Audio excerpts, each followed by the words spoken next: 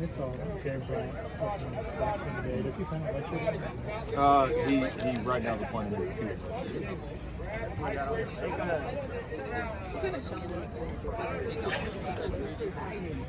Yeah, a lot of challenges. You know, they do a good job in the different personnel groupings. They're very creative with the personnel that they use. They've certainly got a system that they believe in, a style of ball they believe in, and they do it very well. Quarterback's playing good ball for him. You see his experience starting to show up more and more as he gets more game reps. And then, yeah, they just present a lot of challenges in terms of all the things to do with their tight ends, their motions, the run game, marrying the play action game off of it. It'll be a big challenge for us, no question. What do you see for Nick's role the rest of the way? Rest of the way. Yeah. He'll get healthier. He'll get better. You know, he hasn't been full speed here the last few weeks, but he's gaining on it. So we want to get him back healthy, get him moving around the way he can, and when he does that, he'll have a significant. How's Portland doing? Just trying to start in the week. How do you see that left tackle? Good. Yeah, good. He's full participant today. Both of those guys were. So yeah, it's good to have both guys back up. Yeah. You expecting to continue to split, or we'll see. We'll just got to watch how the game, how the week unfolds, how these guys practice, but have them both healthy. What did you see from Mason Murphy, who got in for a few reps in the game? He actually had a bad first snap. You know, just leaned a little bit too much, and it wasn't the. You know, it's like I told somebody, it's almost like putting a kicker in for his first career field goal for about 60-yarder. I didn't put him in a great position there on just the way the situation was. And after that, did some good things. So he's practicing well. We're gaining confidence in him.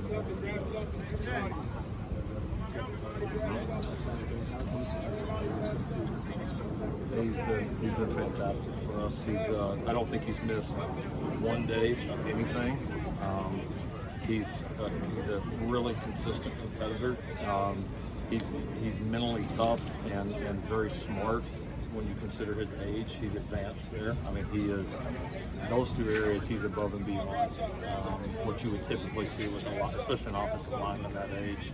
And that's what's giving him a chance to play well. And he played good the first game. He played better against Stanford. He played even better the other day. So he's getting better fast and quickly becoming a very, very good player. When you see Malcolm Epps, you might think big-bodied receiver, but he was really blocking a lot for you guys on Saturday. What do you think about his growth and kind of that aspect of him? Yeah, I've been proud of him. You know, his background was a little bit different than that, but we talked about a role that certainly was going to involve being a very physical player, and if he wants to have chances to catch the ball like he did the other day, then he had to really prove himself from a physical standpoint, blocking and toughness and knowledge of the game, and he's done a good job. He's another guy that I feel like has been, from day one, has never questioned anything, has been completely bought in.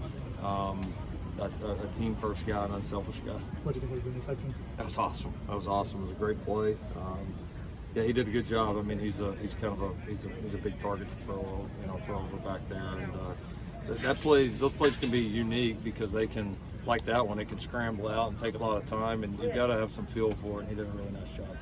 You talked about Tuli's consistency a lot. What was the first moment that really popped to you though as a special talent? Oh, I thought he was very good in spring. I thought fall camp, his game, he had a couple of days out here, fall camp where he was outright dominant. We couldn't block him.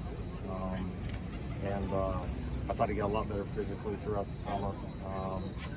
And then the impressive thing is you see some guys that have made a few plays in their career.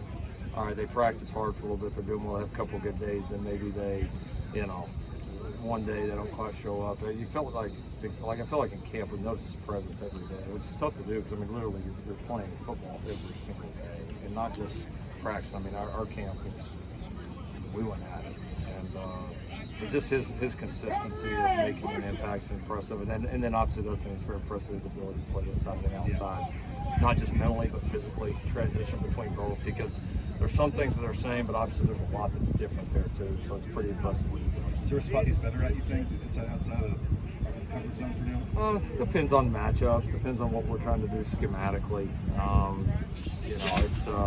There's a lot that goes into it. I think he's pretty comfortable at both.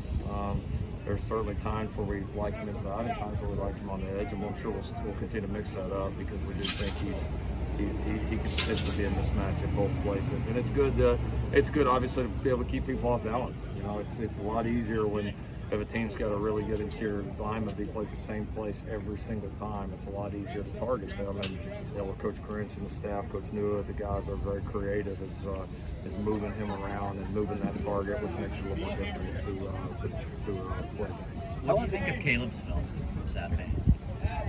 He played pretty good. I didn't think. I thought he started the game well. I thought probably he didn't play great at the end of the half like we did early as an offense. We missed a few things, missed a few opportunities, and then I thought came in, made a couple of quick adjustments and played really clean second half. So it was a very good performance. It can definitely be better, especially there at the half. How was it that Salvin ended up on your radar for Sox? He was in the portal. We saw his name go in the portal. If I remember right, he went in fairly early. There was a long period of time because he knew he wouldn't get out until later, and he was on the radar. We were talking to him for a little bit, and then for one reason or another, again, with the coach portal guys that time, I got to try to keep them straight, but.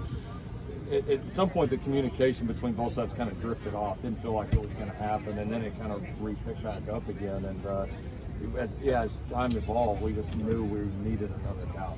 Like we were not. We liked what we had. We just didn't have enough of it.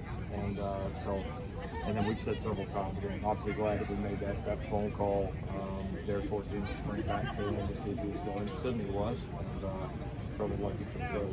You said that 4th and goal stop at the end of the game was your favorite play. How important is that now heading into this week against an Oregon State offense that's kind of getting more into a groove?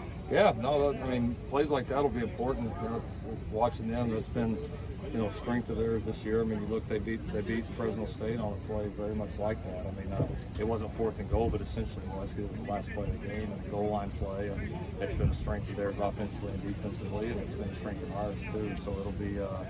No, I mean, a game like this on the road, you're going to have some tough short yardage plays and some big moments like that. I think, you know, our guys have got confidence that they can make them, but we know it'll be a fun challenge to make them on both sides up there. Let's do one more. I think Brandis PFF's top ranked center, for what that's worth.